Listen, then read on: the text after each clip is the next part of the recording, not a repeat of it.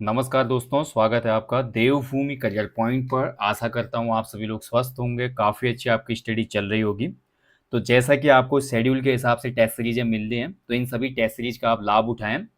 आपको मैं बार बार बता चुका हूँ कि आपके मंडे ट्यूसडे को उत्तराखंड जीके रिवीजन क्लासेज आपको मिलेंगी। साथ ही जो टेस्ट सीरीज हमारी चल रही थी यूके जीके टेस्ट सीरीज, वो कंटिन्यू हो चुकी है।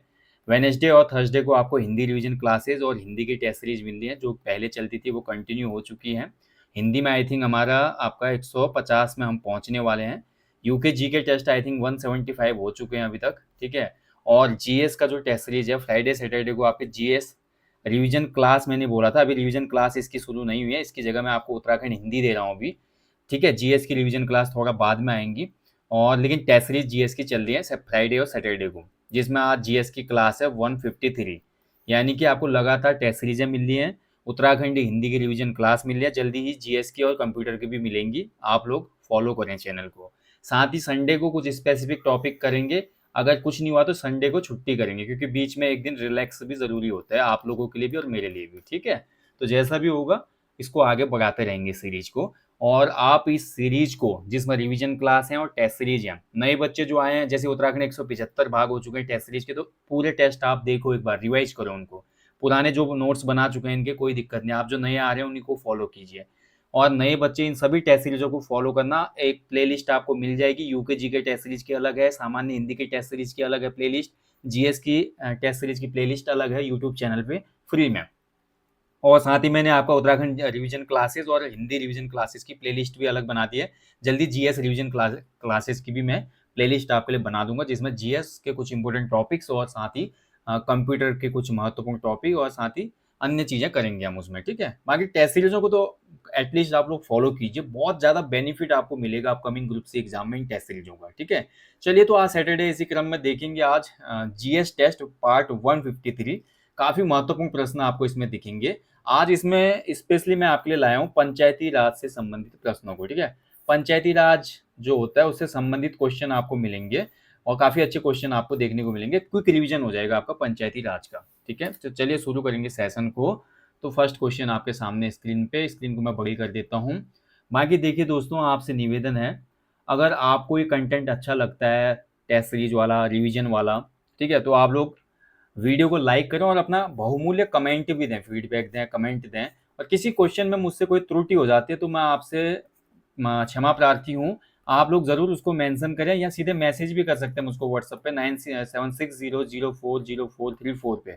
यहाँ पे आप बताएंगे तो मैं अगला जो पार्ट आएगा ना टेस्ट सीरीज का, उसमें उस क्वेश्चन को मेंशन कर दूंगा या ऐड कर दूंगा, जिससे गलत क्वेश्चन सही हो जाएगा, ठीक है। गलती हो जाती है, देखिए मानव का स्वभाव है त्रुटि करना, कभी कभी गलती हो जाती है, तो आप उसको ज़रूर बताइएगा। बाकी जो भी वीडियोस आ रहे हैं, चैनल को सब्सक्राइब करना ना भूलें। और साथ ही दोस्तों, एक हमारा सेकंड चैनल है डीसीपी, जिसको जानते हैं हम देवभूमि कल्चर पॉइंट के नाम से। तो देवभूमि कल्चर पॉइंट को भी यार आप लोग सब्सक्राइब कर दो, उसमें बहुत अच्छा कंटेंट आपको मैं दूंगा आने वाले समय में। अभी भी उसमें लोक कथाएं चल रही हैं, तो देवभूमि कल्चर पॉइंट को भी आप लोग सब्सक्राइब कीजिएगा। अपना प्यार ऐसे ही दीजिए जैसे आपने देवभूमि करियर पॉइंट को दिया है। तो चलिए आज देखेंगे जीएस का टेस्ट पार्ट 153। पहला क्वेश्चन आपके सामने स्क्रीन पे। एक व्यक्ति के लिए पंचायत का सदस्य बनने की न्यूनतम आयु सीमा कितनी होती है? तो देखिए, पंचायती राज जो है भाई, सबसे पहले तो आप समझिए, पंचायती राज जो है भारत में, ये आपका सत्ता का विकेंद्रीकरण करने से संबंधित है, ठीक है। विकेंद्रीकरण यानी कि सेंट्रल में जो हमारी सत्ता थी उसका हमने विकेंद्रीकरण कर दिया 3 स्तरों में, ठीक है, जो कि आपके होते हैं जिला स्तर, ठीक है, दूसरा आपका होता है क्षेत्र स्तर या ब्लॉक स्तर बोलते हैं, तीसरा होता है ग्राम स्तर। तो जिला पंचायत, क्षेत्र पंचायत, ग्राम पंचायत, इसीलिए ये नाम आपके आए हैं। और पंचायती राज है हमारा सत्ता का विकेंद्रीकरण। भारत में पंचायती राज की शुरुआत हुई थी आपकी राजस्थान से। और ध्यान रखेंगे दोस्तों, पंचायती राज को संवैधानिक दर्जा मिला था आपका 1993 में और अप्रैल 24 को, ठीक है। इसलिए 24 अप्रैल को हम पंचायती राज दिवस के रूप में मनाते हैं। कुछ इंपॉर्टेंट बातें थी पंचायती राज से। चलिए अब क्वेश्चन पे आ जाते हैं।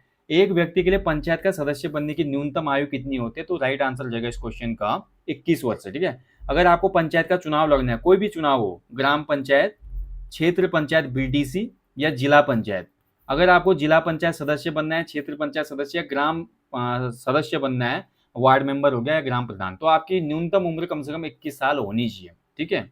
चलिए अगले क्वेश्चन की तरफ बढ़ते हैं। तहसील स्तर पर सरकारी निकायों को क्या कहा जाता है? तो जो तहसील स्तर होती है, यहाँ पर सरकारी निकाय को किस नाम से संबोधित किया जाता है? जैसे मैं आपको बता चुका हूँ, जो हमारी भारत में पंचायती राज है वो त्रिस्तरीय है। त्रिस्तरीय पंचायती राज किसकी देन है? कई बार क्वेश्चन बनता है, तो ये बलवंत राय मेहता समिति जो बनी थी उसकी देन है। ठीक है, 1957 बलवंत राय मेहता समिति। और तहसील स्तर पर सरकारी जो निकाय है उसको क्या कहा जाता है? तो राइट आंसर हो जाएगा इसका पंचायत समिति। ऑप्शन ए सही उत्तर है इसका, पंचायत समिति। चलिए अगले क्वेश्चन की तरफ बढ़ते हैं हम। वे गांव जहां के व्यक्ति खेती नहीं करते बल्कि खेतों के क्षेत्रों को निरंतर बदलते रहते हैं, क्या कहलाते हैं? तो बताइए, ऐसे गांव जहां पर व्यक्ति खेती तो नहीं करते हैं लेकिन खेतों के जो क्षेत्र हैं उनको बदलते रहते हैं, तो इसको कहा जाता है भैया आपका संक्रमणशील कृषक गांव। ऑप्शन ए इसका बिल्कुल सही उत्तर है, संक्रमणशील कृषक गांव। चलिए आगे बढ़ेंगे अगले क्वेश्चन की तरफ। जहां व्यक्ति स्थायी रूप से रहता है वो एक गांव है। तो देखिए, जिन गांवों में पंचायती राज जो है ना, ये सत्ता के विकेंद्रीकरण का सबसे अच्छा उदाहरण ग्राम सभा या ग्राम पंचायतें हैं। क्योंकि देखिए, भारत जो है गांव में बसता है, और गांव में जब हमारा एक तंत्र स्थापित होगा सत्ता का, तभी जाके ऊपर लेवल से सभी योजनाएं या जो भी विकास कार्य हैं वो बहुत अच्छे तरीके से इम्प्लीमेंट हो पाएंगे। इसीलिए पंचायती राज की आवश्यकता महसूस हुई थी।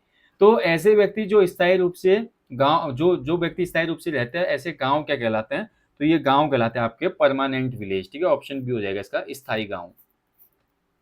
आगे बढ़ेंगे, ग्रामीण समाज की विशेषताएं क्या होती है? तो जो ग्रामीण समाज होता है हमारा, यानी कि रूरल सोसाइटी, तो रूरल सोसाइटी के स्पेसिफिकेशन बताने आपने इसमें, तो राइट आंसर हो जाएगा इस क्वेश्चन का भाई, इकोनॉमिक स्पेसिफिकेशन भी होता है, सामाजिक यानी कि आर्थिक विशेषताएं, सामाजिक विशेषताएं, सांस्कृतिक विशेषताएं।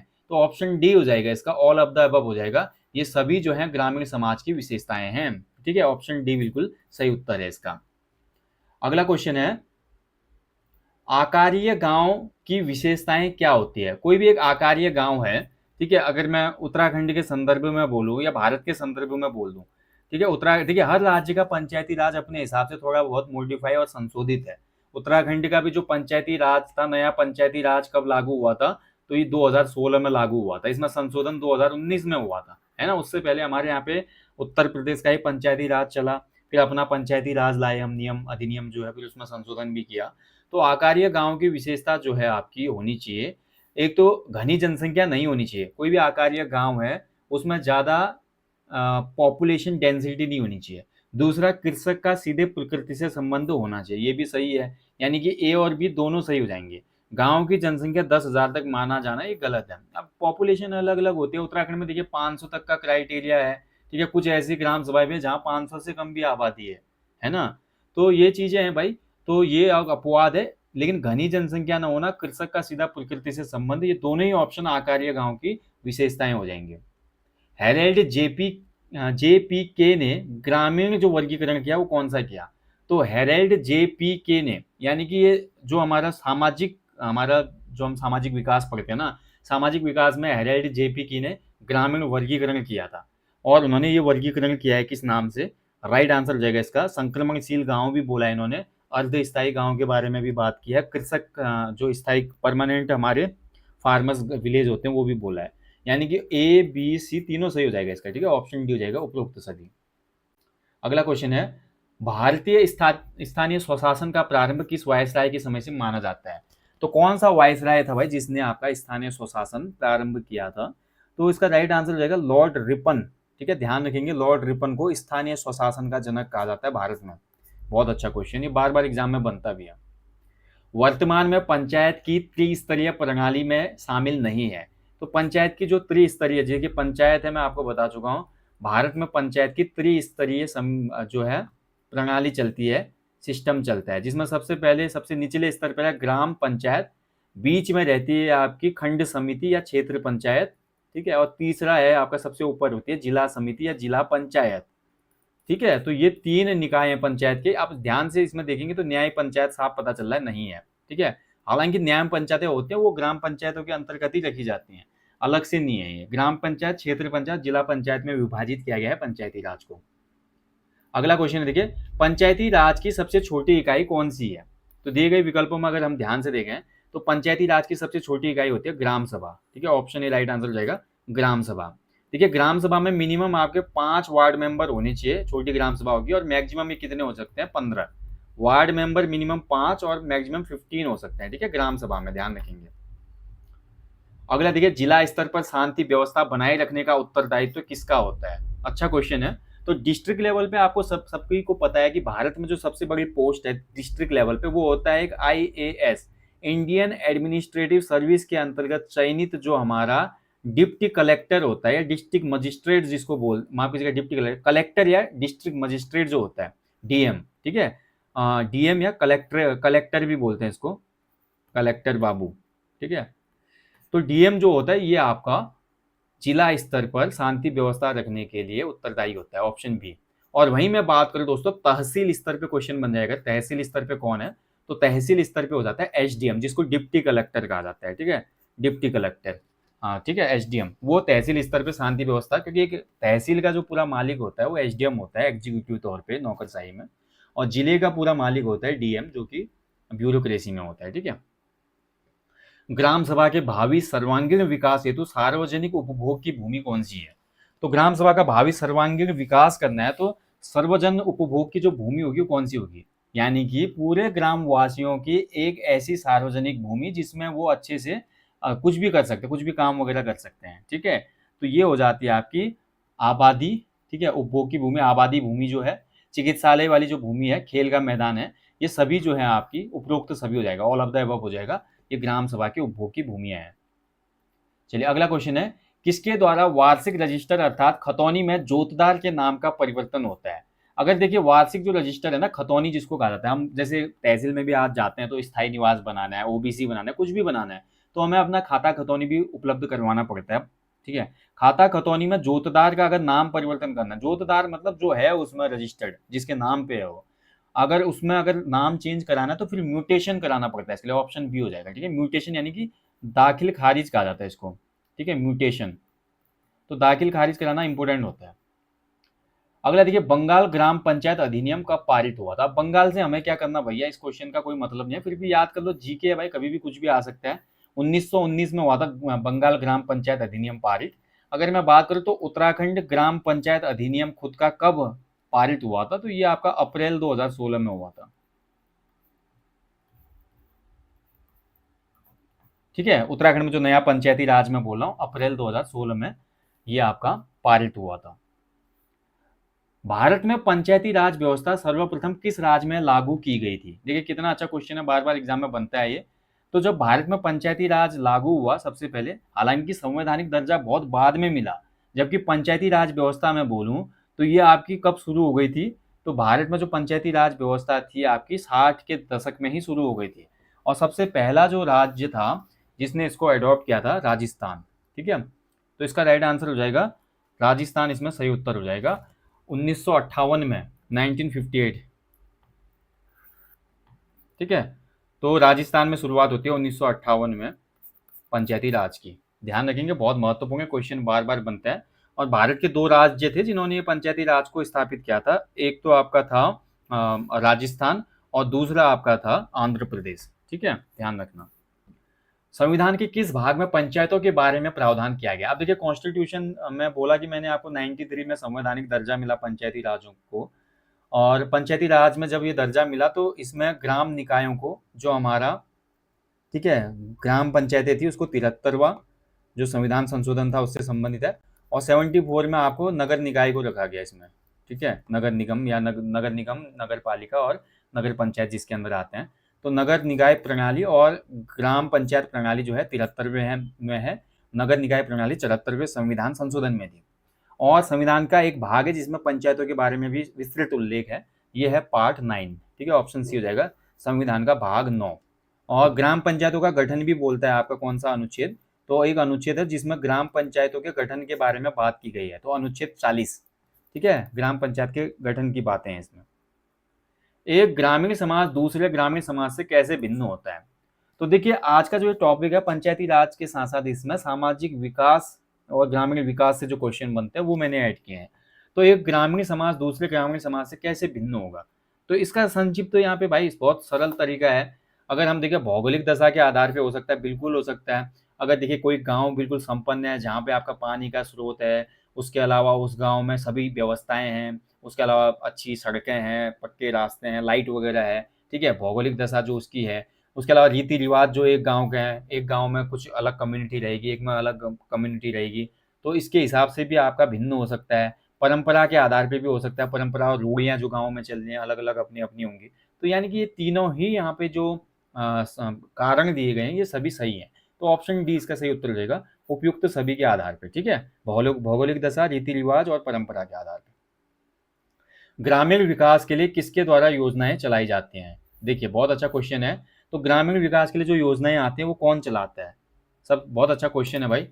तो ग्रामीण विकास में जितनी भी योजनाएँ आती हैं, उसमें आपका राज्य और केंद्र दोनों ही सहयोग करते हैं। सेंट्रल गवर्नमेंट स्पॉन्सर भी होती है और स्टेट गवर्नमेंट, यानी कि केंद्र और राज्य दोनों के द्वारा। तो ऑप्शन सी हो जाएगा इसका, ऑप्शन ए और बी दोनों। अगला क्वेश्चन है, ग्राम पंचायत का निम्न में से एक आवश्यक कार्य नहीं है। तो ग्राम पंचायत के आवश्यक कार्य हैं भाई, ग्राम पंचायत के विषय भी बताए गए हैं काफ़ी, ठीक है? और यहाँ पे अगर ध्यान से देखते हैं हम ग्राम पंचायत के आवश्यक कार्यों में, तो कृषि उत्पादन का संचालन तो एक काम है भाई। सिंचाई की व्यवस्था करना भी ग्राम पंचायत का काम है, बिल्कुल सही है। भूमि क्षरण का रोक, ये ग्राम पंचायत का काम नहीं है, ठीक है? अब भूमि का जो क्षरण हो रहा है, अपरदन हो रहा है, उस पर ग्राम पंचायत कैसे रोक लगा सकते हैं? वो तो नेचुरल डिजास्टर हो रही होगी। हाँ, खनन वगैरह कुछ हो रहा है तो ग्राम पंचायत रिपोर्ट कर सकते हैं खनन विभाग को, या जो भी संबंधित विभाग है, या जो संबंधित वहाँ पे अधिकारी है, पटवारी है या तहसीलदार है। बट भूमि क्षरण को रोक नहीं लगा है। वाद विवाद में जुर्माना निर्धारण भी पंचायत के पास होता है भाई, ठीक है? कुछ वाद होते हैं, जैसे कि 500 रुपए से कम तक के वाद वगैरह हैं, या कुछ ऐसे पर्सनल वाद हैं, वहाँ पे आपका पंचायत डिसीजन ले सकती है। तो ऑप्शन सी इसमें नहीं होगा, ऑप्शन सी सही हो जाएगा। ये आवश्यक कार्य नहीं है, बाकी सभी आवश्यक कार्य हैं। इसके अलावा ग्राम पंचायत के और भी आवश्यक कार्य हैं, जैसे कि आपका रास्तों का निर्माण कराना, ठीक है? जो रास्ते होते हैं, और रास्ते के अलावा आपका जो स्ट्रीट लाइट होती है, स्ट्रीट लाइट वगैरह लगाना। इसके अलावा जो हमारा ग्राम पंचायत का काम है, ये आपका पेयजल की व्यवस्था करना, ठीक है? पीने का पानी वगैरह का व्यवस्था करवाना गाँव में। और इसके अलावा गाँव में देखिए जो भी तालाब हैं, या गाँव में जो भी हमारा स्रोत वगैरह हैं, उनके रख-रखाव का काम होता है ग्राम पंचायत का, ठीक है? उसके अलावा निर्माण कार्य, जैसे कि पंचायत घर का निर्माण है, कोई मंदिर वगैरह गाँव में, उसका सौंदर्यीकरण का काम है। तो जितने भी विकास कार्य होते हैं ग्राम में, ग्राम पंचायत के अंतर्गत, वो करवाना आवश्यक होता है। क्षेत्र निर्धारण का क्षेत्र राज्य सरकार के द्वारा संविधान के किस अनुच्छेद द्वारा निर्धारित किया जाता है, ठीक है? तो यहाँ पर देखिए पूछा जा रहा है कि क्षेत्र निर्धारण का क्षेत्र, यानी कि जो ग्राम पंचायत से संबंधित क्षेत्र है, उसका निर्धारण करना है अगर ग्राम किसी भी राज्य सरकार को, तो वो किस अनुच्छेद का प्रयोग करेगी। देखिए ग्राम पंचायत से संबंधित जो आर्टिकल है, आपको आर्टिकल 243 के अंतर्गत ही सभी आर्टिकल मिल जाएंगे, जिसमें एक आर्टिकल और आता है आर्टिकल 243C।